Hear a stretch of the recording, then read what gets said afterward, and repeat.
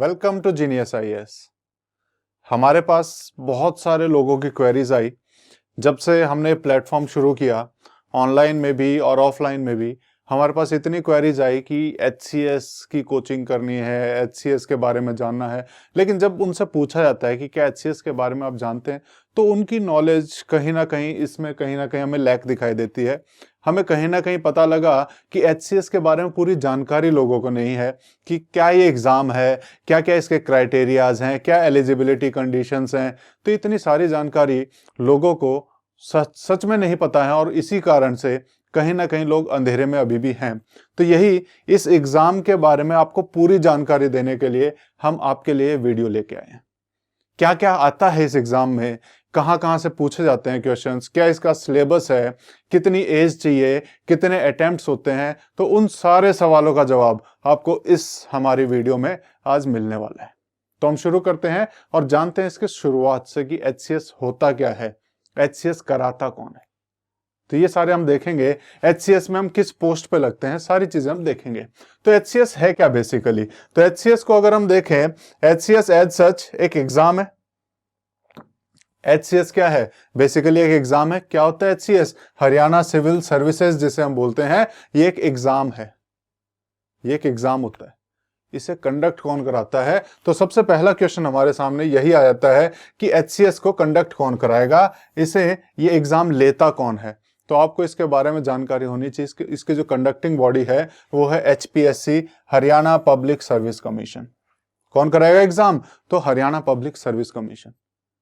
ध्यान रखना कि जब भी आपके दिमाग में कभी भी आए नोटिफिकेशन एचपीएससी का आ रहा है, तो एचपीएससी के नोटिफिकेशन में एक एग्जाम एचसीएस भी कराती है। एचपीएससी बहुत सारे एग्जाम्स कंडक्ट करा रही है अपने अंडर। जितनी भी ग्रुप ए और ग्रुप बी की सर्विसेज होती हैं, वो एग्जाम्स सभी एचपीएससी कराती है। कौन कंडक्ट करा रहा है? एचपीएससी। तो एचपीएससी को अगर हम देखें तो एचपीएससी किस लिए करा रही है? ग्रुप ए और ग्रुप बी के बहुत सारी सर्विसेज के एग्जाम कंडक्ट कराती है, और उन्हीं एग्जाम्स में से एक एग्जाम एचसीएस भी है। और ये एचसीएस किस चीज के लिए कराया जा रहा है? ये भी बहुत सारी पोस्ट के लिए कराया जाता है। अगर एचसीएस एग्जाम देखें एज सच, तो एचसीएस भी सिर्फ ऐसा नहीं कि एचसीएस में आपने एग्जाम क्लियर किया तो सीधा एसडीएम लगोगे। इसमें बहुत सारी पोस्ट होती हैं। तो वो बहुत सारी पोस्ट हमारी, जिसे हम कहेंगे गवर्नमेंट जॉब्स हैं। कहां के लिए? सिर्फ और सिर्फ हरियाणा के लिए कंडक्ट करा रहा है एचपीएससी। तो एचसीएस का जो एग्जाम है वो हरियाणा में अलग अलग गवर्नमेंट जॉब के लिए कंडक्ट कराया जा रहा है। और ये गवर्नमेंट जॉब कौन सी है? जितनी भी ग्रुप ए और ग्रुप बी की जो गजटेड पोस्ट हैं, जितने ग्रुप ए और ग्रुप बी की जो सर्विसेज हैं, क्लास ए और क्लास बी सर्विसेज भी से हम बोलते हैं, वो सारे एग्जाम्स कराए जाते हैं। किसके द्वारा? एचपीएससी के द्वारा हरियाणा में इन सब सर्विसेज के लिए कराए जा रहे हैं। और इन्हीं में अगर हम देखें एचसीएस के अंदर, अगर हम देखने की कोशिश करें, अगर हम बात करें पर्टिकुलरली जो हमारा वीडियो है आज का, वो एचसीएस का है। तो एचसीएस के अंदर कौन कौन सी पोस्ट आती हैं, जिन पोस्ट पे वैकेंसीज एचपीएससी देता है, तो कौन कौन सी है? तो बिल्कुल, एक तो सबसे पहले तो ये तो सभी को पता होगी, कौन सी, जिसको हम एचसीएस भी बोलते हैं खुद। कौन सी है ये? HCS executive branch. और यहां पे अगर इस पोस्ट पे सिलेक्शन होता है तो वो क्या जाते हैं? तो बेसिकली एसडीएम जिसे हम बोलते हैं, तो एसडीएम यहां से सिलेक्शन होता है, जिसका फुल फॉर्म क्या है? Sub divisional magistrate. इसके अलावा एग्जीक्यूटिव मजिस्ट्रेट भी बनते हैं, एग्जीक्यूटिव मजिस्ट्रेट भी बनते हैं।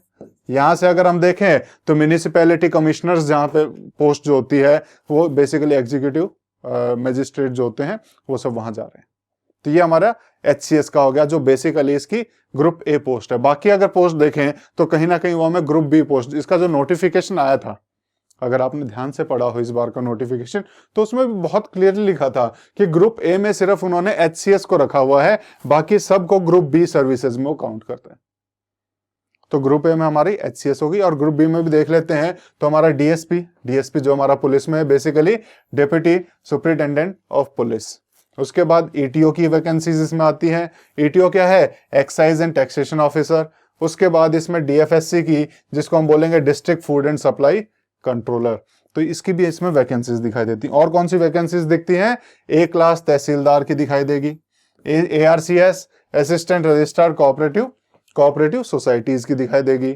उसके अलावा अगर हम देखें एईटीओ यानी कि assistant excise and taxation officer, BDPO की इसी में आती है। बीडीपीओ का नाम आपने बहुत सुना होगा। बीडीपीओ भी एचसीएस के थ्रू ही सिलेक्शन होके जाते हैं, प्रमोशन के थ्रू भी पहुंचते हैं, लेकिन ये सारी पोस्ट हैं जहां जो जो मैं बात कर रहा हूं, प्रमोशन के थ्रू भी बहुत लोग पहुंचते हैं।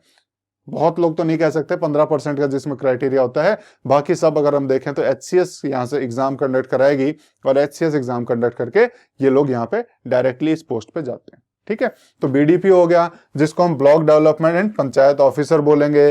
देन टीएम जिसे हम ट्रैफिक मैनेजर बोलेंगे। डीएफएसओ यानी कि district food and supply officer, और उसके बाद एईओ यानी कि असिस्टेंट एम्प्लॉयमेंट ऑफिसर। ये सारी पोस्ट हैं जो हमारी कौन कौन सी हुई, ग्रुप ए और ग्रुप बी की जो सर्विसेज हैं, ये सारी सर्विसेज किसके द्वारा कराई जाती हैं, एचपीएससी के द्वारा। क्लियर हुआ। और यही एचपीएससी हमारा एचसीएस का एग्जाम लेती है, जिसके अंदर जो हमने पोस्ट देखी अभी वो सारी हैं। और भी बहुत सारे एचपीएससी के एग्जाम, जैसे डेंटल सर्जन हुआ, अभी रिसेंटली आपने न्यूज में भी बहुत सुना होगा।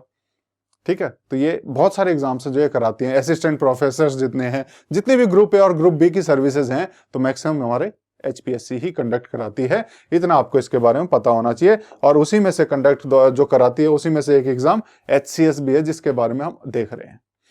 सबसे बड़ी क्वेरीज जो इसमें रहती हैं वो ये है कि कितनी एज तक आप एचसीएस के लिए फॉर्म भर सकते हो।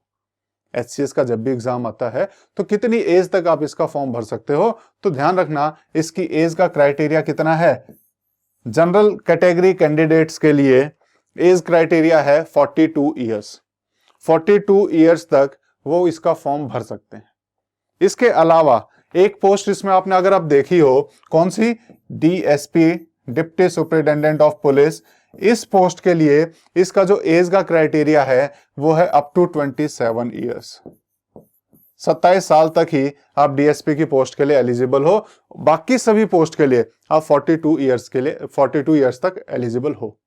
इसके अलावा कुछ एज रिलैक्सेशन अलग अलग कैटेगरीज को भी दिया जाता है, तो वो अलग अलग कैटेगरीज सभी अपनी कैटेगरीज के हिसाब से जब भी नोटिफिकेशन आएगा उसमें दे दिया जाता है कि किस कैटेगरी को कितना रिलैक्सेशन है। तो उसके बारे में मैं डिस्कस नहीं करूंगा, मैं अभी इन जनरल सभी को कवर करते हुए कर रहा हूं। तो यहाँ पे 42 तो मिनिमम है ही, इसके ऊपर भी है जो अलग अलग कैटेगरी से बिलोंग करते हैं उनको एज रिलैक्सेशन दिया जाता है। तो आपको सिर्फ 42 का यहाँ पता होना चाहिए। नंबर ऑफ अटेम्प्ट्स, ये बहुत सारे क्वेश्चन पूछते हैं। बहुत सारे यहाँ पे स्टूडेंट्स आए और पूछा कि नंबर ऑफ अटेम्प्ट्स कितने मिलते हैं, कितनी बार हम एचसीएस का एग्जाम दे सकते हैं। तो ध्यान रखना, यूपीएससी में लिमिटेड है लेकिन एचसीएस में अनलिमिटेड है, आप कितनी भी बार दे सकते हो। तो इस चीज का आपको पता होना चाहिए कि यहाँ पे अनलिमिटेड नंबर ऑफ अटेम्प्ट्स आपको मिलते हैं। आप कितनी भी बार, जब तक कि आपकी एज नहीं हो जाती तब तक आप दे सकते हैं। लेकिन देगा कौन? ऐसा तो है नहीं कि जिसकी 30 साल हो गई वो देना शुरू कर देगा, नहीं। कुछ एजुकेशनल क्वालिफिकेशन भी चाहिए, कुछ एजुकेशनल क्वालिफिकेशन भी चाहिए। तो कितनी एजुकेशन इसके लिए होनी चाहिए। मेरे पास +2 वाले भी आए और +2 वालों ने बोला कि हमें एचसीएस की करनी है। तो उनसे पूछा गया कि कर लिया आपने ग्रेजुएशन? नहीं। +2 बोले कि हमें पता ही नहीं है। यहां पे सच में नहीं पता है कि ये जो एग्जाम है वो ग्रेजुएशन के बाद कंडक्ट कराया जाता है। तो इसीलिए एजुकेशनल क्वालिफिकेशन देखें तो एजुकेशनल क्वालिफिकेशन इसकी कितनी है, मिनिमम यहां पे ग्रेजुएशन होनी चाहिए। मिनिमम ग्रेजुएशन होनी चाहिए। अब एक क्वेश्चन और हमारे सामने आता है, जो लोग फाइनल ईयर में हैं उनका क्या होगा। क्वेश्चन हमारे सामने आता है कि जो लोग फाइनल ईयर में हैं उनके साथ क्या होगा, वो एग्जाम दे सकते हैं कि नहीं। तो इसके उसमें भी इस बार नोटिफिकेशन में बड़ा क्लियरली लिखा था कि जिस दिन एग्जाम फिल करने की लास्ट डेट होती है, फॉर्म भरने की जिस दिन लास्ट डेट होती है, अगर उस दिन आपके पास फाइनल ईयर की मार्कशीट आ जाती है उस दिन तक तो आप भर सकते हो। लेकिन अगर उस दिन के बाद रिजल्ट आता है तो नहीं भर सकते हो। क्लियर है? तो ये चीज आपको इसमें क्लियर होनी चाहिए कि ग्रेजुएशन में फाइनल ईयर वाले भर सकते हैं कि नहीं भर सकते। तो ध्यान रहे कि अगर जिस दिन इसकी लास्ट डेट है फॉर्म भरने की उससे पहले तक रिजल्ट आ गया हो तो आप भर सकते हो, लेकिन फॉर्म इसकी जो भरने की डेट है वो निकल गई हो, उसके बाद रिजल्ट आए, तो वो लोग इसमें एलिजिबल नहीं होते हैं। इतना इसमें आपको पता होना चाहिए। अब हमने इसका सारे क्राइटेरियाज देखे कि कितनी एज होनी चाहिए, क्या क्वालिफिकेशन होनी चाहिए, कितने अटेम्प्ट्स दे सकते हैं, वो सारे देखने के बाद अब ये एग्जाम का पैटर्न क्या है, किस पैटर्न पे एग्जाम कंडक्ट कराया जाता है, तो आपको पता होना चाहिए क्या कि इसके 3 स्टेजेस होती हैं। कितनी? 3 स्टेजेस टोटल इसमें होती हैं। और 3 स्टेजेस में क्या क्या है तो उसको देखने की अगर हम कोशिश करें तो कौन कौन सा है। सबसे पहली स्टेज को अगर हम देखें इसमें, तो सबसे पहली स्टेज आती है प्रिलिमिनरी स्टेज, जहां पे प्रीलिम्स होता है, जिसको हम प्रीलिम्स, जनरली आपने सुना होगा प्रीलिम्स एग्जाम बोलते हैं। तो 3 स्टेजेस में इस एग्जाम को कंडक्ट कराया जाता है। सबसे पहले प्रीलिम्स एग्जाम होगा, उसके बाद जो इसको क्वालिफाई करेंगे, जो भी प्रीलिम्स एग्जाम को क्वालिफाई करेंगे वो नेक्स्ट स्टेज में जाएंगे। नेक्स्ट स्टेज है मेंस, जिसको हम बोलते हैं मेंस। तो ये मेंस के बाद अगर हम देखें जो इसको क्लियर करेगा वो जाएगा इंटरव्यू स्टेज पे,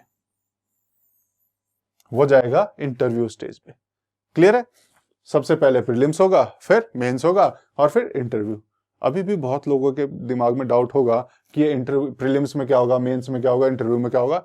सारे डाउट्स क्लियर होने वाले हैं, तो एक एक सबको देखते चलते हैं। सबसे पहले अगर हम देखें हमारी स्टेज 1, जिसे हमने बोला प्रीलिम्स या फिर प्रिलिमिनरी एग्जामिनेशन, ये किस लिए होता है? तो जनरली ये होता है स्क्रीनिंग पर्पस के लिए।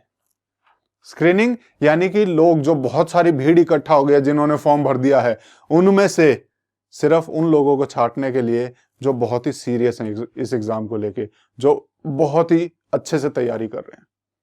तो ये बेसिकली हम कह सकते हैं कि छटनी का एक प्रोग्राम है जिसमें छांट दिया जाता है, भीड़ से उन लोगों को अलग कर दिया जाता है जो उन्हें लगता है कि हाँ ये पढ़ने वाले हैं। कैसे कैसे करेंगे? एग्जाम लेके। तो वही एग्जाम होता है, और ये हमारा जो एग्जाम होता है ये हमारा ऑब्जेक्टिव टाइप होता है। कौन सा?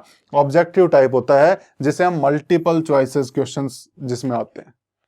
और इस प्रीलिम एग्जाम में 2 एग्जाम लिए जाएंगे, 2 पेपर आपके होंगे, पेपर 1 एंड पेपर 2। और पेपर 1 में क्या कराया जाएगा? पेपर 1 में आपसे जनरल स्टडीज के बारे में पूछा जाएगा, और पेपर 2 होता है आपका सिविल सर्विसेज एप्टीट्यूड टेस्ट, या फिर जिसे हम बोलते हैं सी सेट। इन दोनों में क्या है, इन दोनों के ऊपर भी चर्चा करेंगे। लेकिन उससे पहले दोनों कितने कितने नंबर के होंगे? 100-100 नंबर के। दोनों 100-100 मार्क्स के होते हैं। ठीक है, यहां पे कितने क्वेश्चंस होते हैं? आपके 100 मार्क्स होंगे। इसमें कितने क्वेश्चंस होंगे? इसमें 80 मार्क्स होंगे। अब क्वेश्चन आता है, क्या इसमें नेगेटिव मार्किंग होती है? जी हाँ, बिल्कुल होती है। हर बार नोटिफिकेशन आपको चेक करना पड़ेगा। अभी तक जो इसमें नेगेटिव मार्किंग हुई है वो ही है 0.25, यानी एक क्वेश्चन गलत हुआ तो आपके 0.25 मार्क्स कट जाएंगे। ये हमारी नेगेटिव मार्किंग है। एक क्वेश्चन सही 1 मार्क्स मिल जाएगा, लेकिन गलत हुआ तो 0.25 मार्क्स कट जाएंगे। तो नेगेटिव मार्किंग इसमें होती है, ये ध्यान रखना। जो एचसीएस के एग्जाम है, प्रीलिम्स एग्जाम है, उसमें नेगेटिव मार्किंग होती है। क्या दोनों में होती है? Paper 1 paper 2? हाँ, दोनों में होती है। तो पेपर 1 और पेपर 2 दोनों में ही ये मार्किंग होती है। अब एक इंपॉर्टेंट चीज जो आपको पता होनी चाहिए वो ये होनी चाहिए, जो प्रीलिम्स की जो कट ऑफ लगती है कि इतने नंबर से ऊपर वाले क्लियर हुए हैं, वो कट ऑफ सिर्फ और सिर्फ पेपर 1 के बेसिस पे लगती है, जनरल स्टडीज के पेपर पे लगती है। तो पेपर 2 का क्या इंपॉर्टेंस है? अब सवाल आता है कि पेपर 1 पे तो आपने कट ऑफ बता दी कि लग रही है, तो पेपर 2 का क्या वो इंपॉर्टेंस रह गया? पेपर 2 लेते ही किस लिए? पेपर 2 क्वालिफाइंग है। ध्यान रखना, पेपर 2 क्या है? क्वालिफाइंग है। इतना हमें पता होना चाहिए। क्वालिफाइंग का क्या मतलब है कि इस पेपर में सिर्फ और सिर्फ आपको पास होना है। कितने नंबर लाने हैं? तो 33% नंबर लाने हैं। इस पेपर में सिर्फ और सिर्फ हमें पास होना है, ज्यादा नंबर नहीं लाने। ठीक है, 33 1/3 नंबर आ गए तो आप पास हैं। लेकिन जो कट ऑफ लगेगी वो पेपर 1 के हिसाब से लगेगी। तो हैं दोनों ही इंपॉर्टेंट। ऐसा नहीं है कि आप इसकी बिना तैयारी करके इसमें इतने नंबर ले लेंगे, ये भी काफी अच्छे लेवल का आता है। तो इसीलिए तैयारी दोनों की ही करनी है, लेकिन ज्यादा ध्यान हमारा इस पे होना चाहिए, जीएस पे।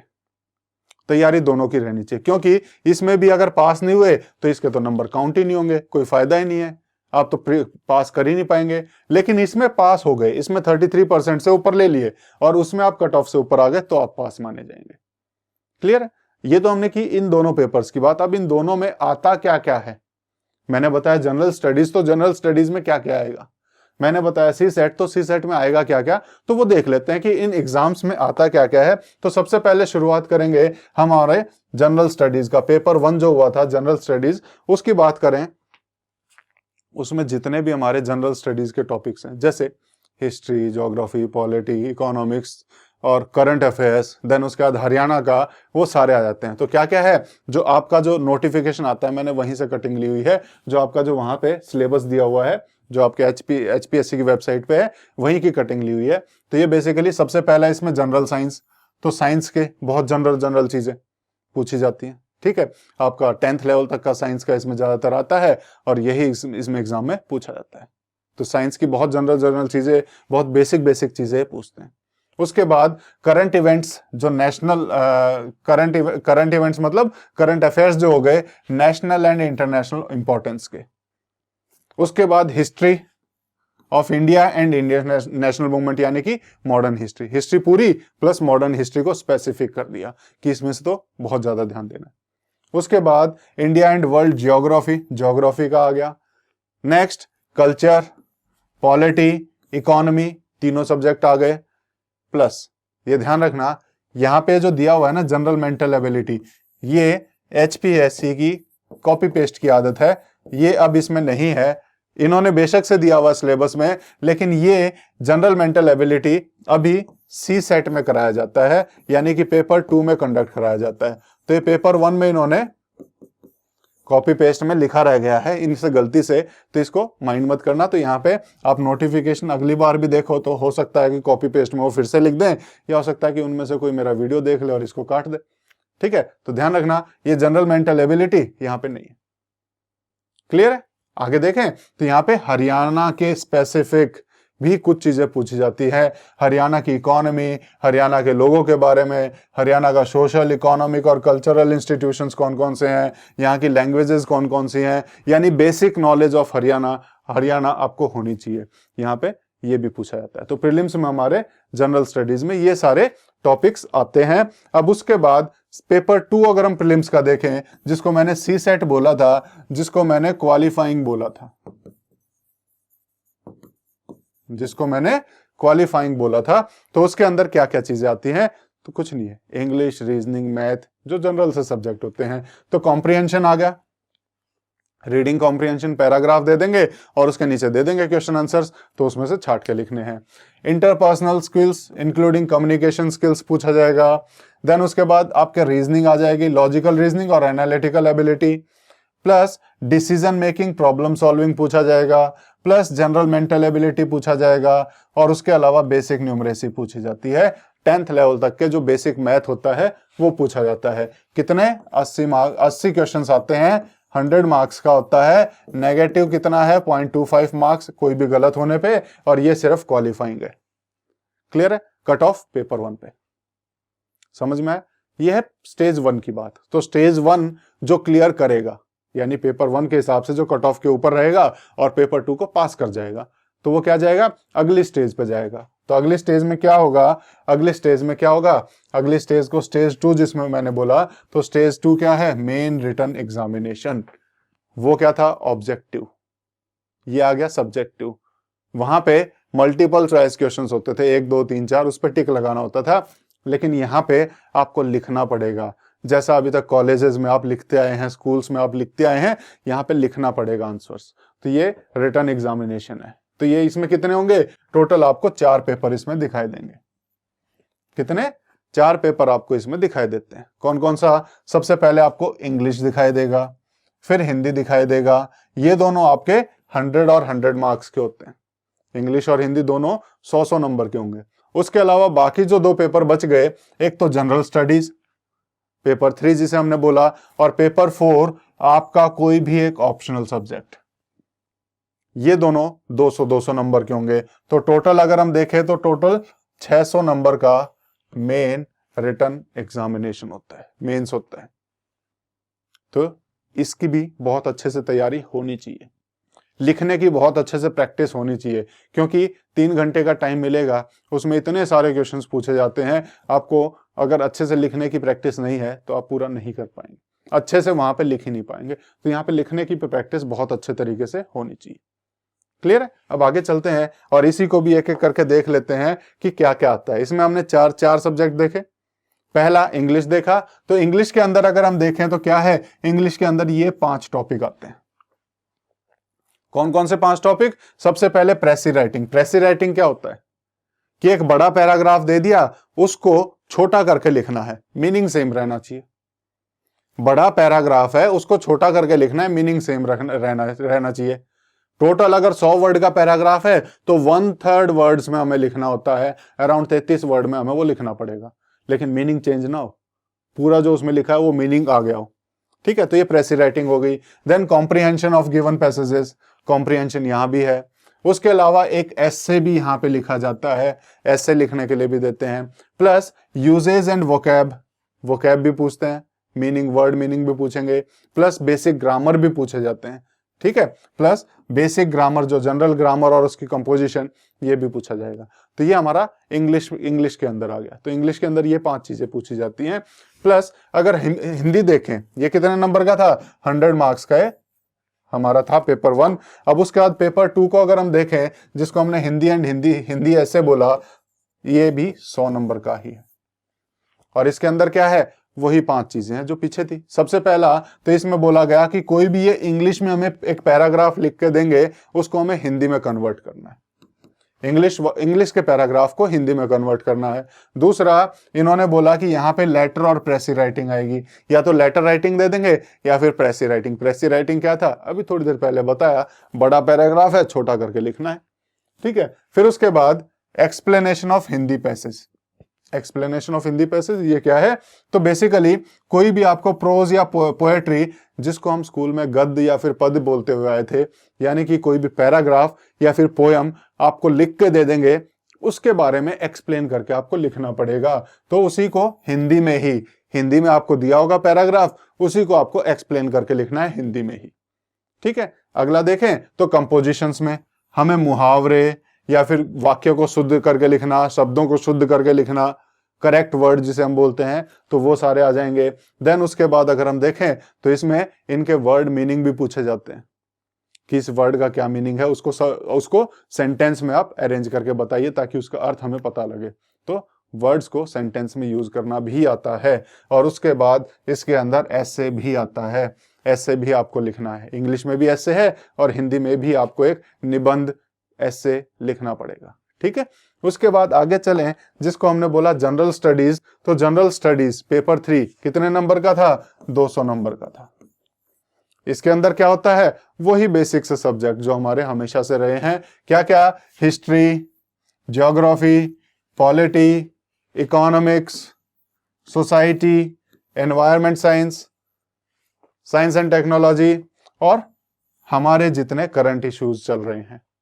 अब आप मेरे से पूछें कि ज्यादातर क्या पूछा जाता है, तो अभी तक का पैटर्न अगर हम देखें तो ज्यादातर इस चीज पे एचसीएस का ध्यान रहता है। ज्यादातर करंट इश्यूज ही वो पूछते हैं।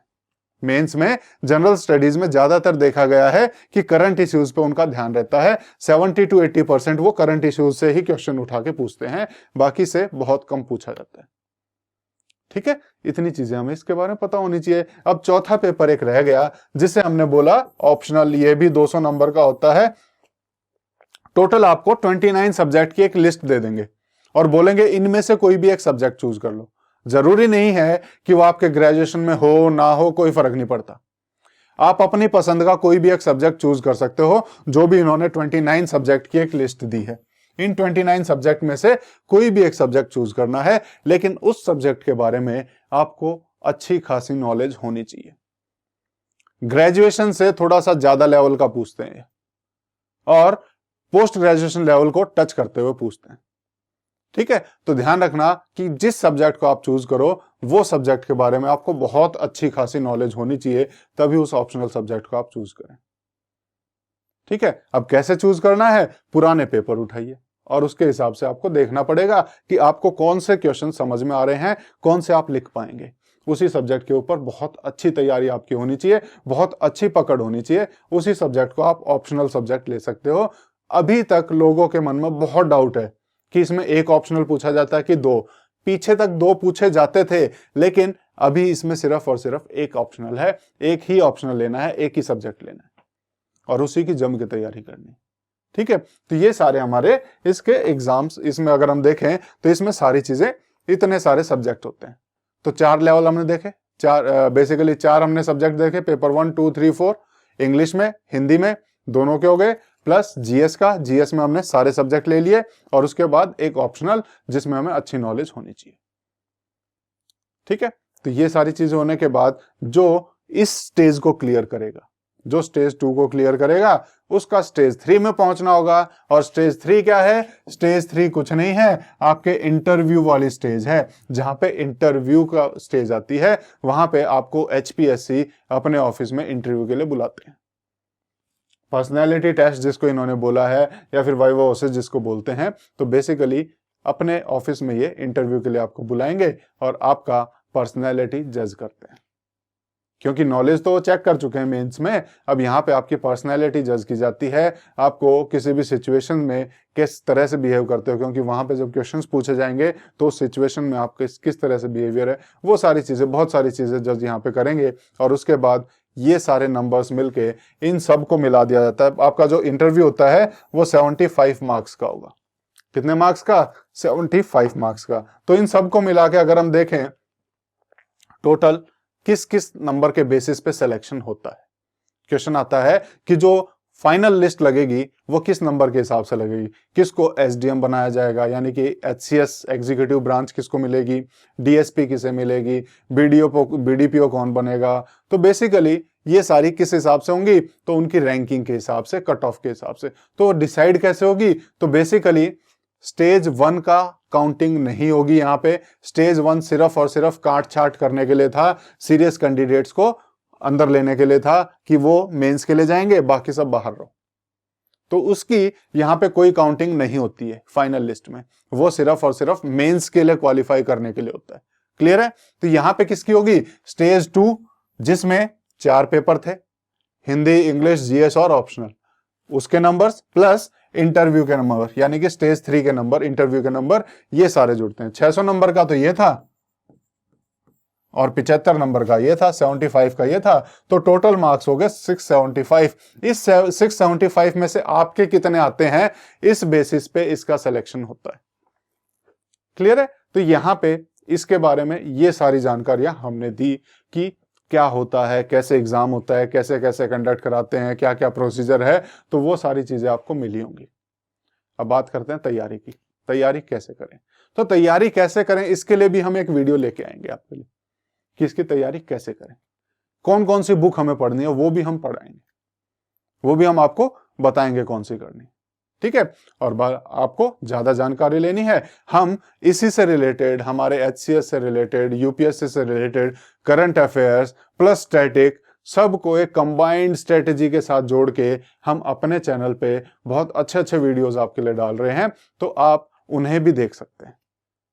तो हमारे चैनल को सब्सक्राइब कीजिए और मजा लीजिए अपनी इस तैयारी का और जुट जाइए एचसीएस की तैयारी में, जहां पे हम बहुत अच्छे तरीके से एक गुणवत्ता के साथ आपको पूरी क्वालिटी एजुकेशन देने की कोशिश कर रहे हैं, जहां पे बहुत अच्छे तरीके से आपकी तैयारी एक स्ट्रीमलाइन तरीके से कराने की कोशिश कर रहे हैं। तो कैसा लगा हमारा ये वीडियो, हमें कमेंट्स में जरूर बताएं, और कोई भी जानकारी अगर आपको चाहिए तो आप कमेंट सेक्शन में पूछ सकते हैं। तो हमारे लोग इस वीडियो को लाइक कीजिए, सब्सक्राइब कीजिए और शेयर कीजिए। Thank you, bye bye.